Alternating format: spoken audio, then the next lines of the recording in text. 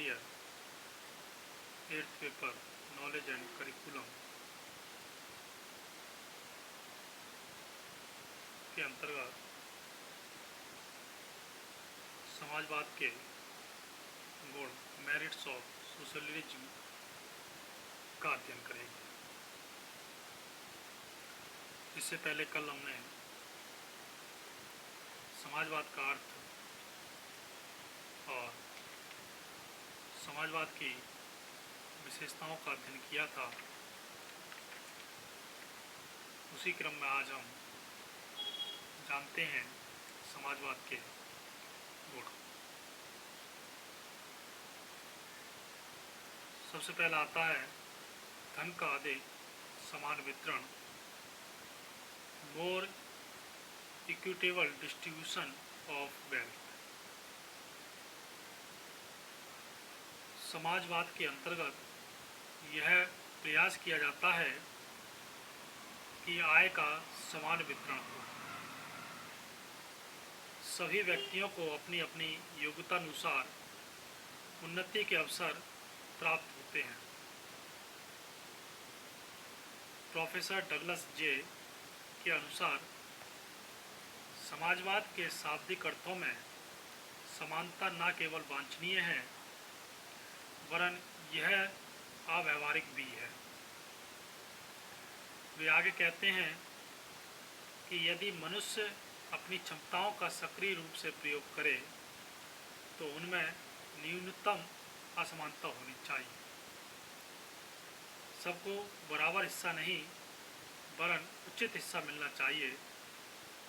समानता नहीं वरन सामाजिक न्याय होना चाहिए। उत्पादन में वृद्धि, इंक्रीज इन प्रोडक्शन। समाजवाद के अंतर्गत उत्पत्ति के साधनों को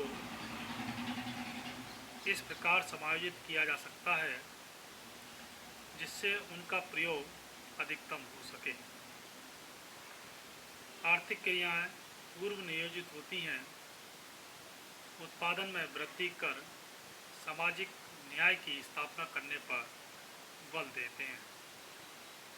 इस व्यवस्था में अपव्यय और अनिश्चितताओं का कोई स्थान नहीं होता है। आर्थिक शोषण का अंत, end of economic exploration. Professor Henry Smith के अनुसार समाजवाद के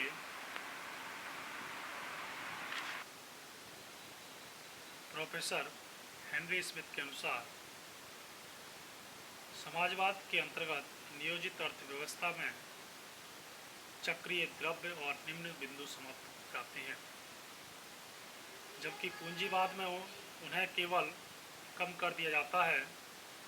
समाजवाद में व्यक्ति को शोषण से मुक्त कर उसका सम्मान बढ़ाया जाता है।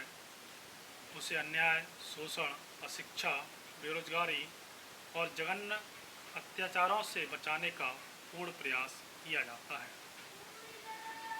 साधनों का उचित प्रयोग, प्रॉपर यूज ऑफ रिसोर्सेज। समाजवाद के अंतर्गत मानवीय और प्राकृतिक साधनों का विदोहन इस ढंग से किया जाता है कि अधिकतम सामाजिक कल्याण हो। समस्त साधनों का उपभोग सामाजिक हित की दृष्टि से किया जाता है जिससे क्षेत्रीय विषमताओं को दूर कर संतुलित विकास किया जा सके। प्रतियोगिता के अभाव में आर्थिक बर्बादी समाप्त हो जाती है। वर्ग संघर्ष की समाप्ति, एवोल्यूशन ऑफ क्लास स्ट्रगल। समाजवाद में वर्ग भेद नहीं किया जा सकता। प्रत्येक व्यक्ति के वास्तविक गुणों को सम्मानित किया जाता है, चाहे वह किसी भी जाति या धर्म का हो। संपत्ति सम्मान का आधार नहीं होती। इसमें धनी और निर्धन का कोई भेद नहीं होता। संपूर्ण समाज देश के अधिकतम कल्याण के लिए कार्य करता है। सामाजिक कल्याण में वृद्धि, इंक्रीज इन सोशल वेलफेयर।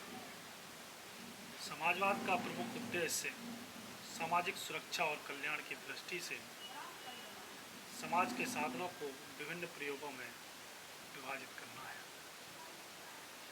सरकार श्रमिकों के कल्याण के लिए कानून पारित करती है, वह श्रमिकों के कार्य के घंटे सीमित करती है, उनकी कार्य दशाओं को सुधारने का प्रयत्न करती है। श्रमिकों को बोनस, उचित वेतन, हवादार आवास, शिक्षण, चिकित्सा और मनोरंजन की सुविधाएं प्रदान की जाती हैं।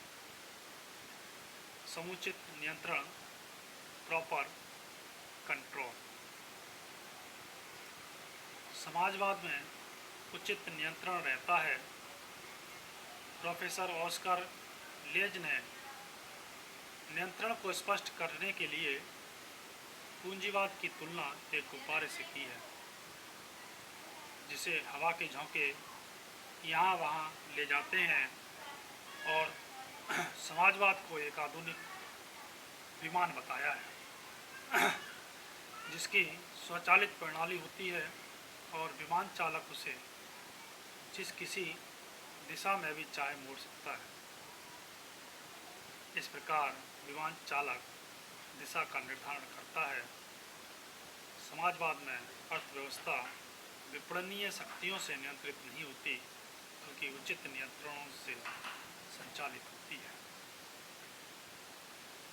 सामाजिक आवश्यकताओं के अनुरूप उत्पादन, production according to social needs.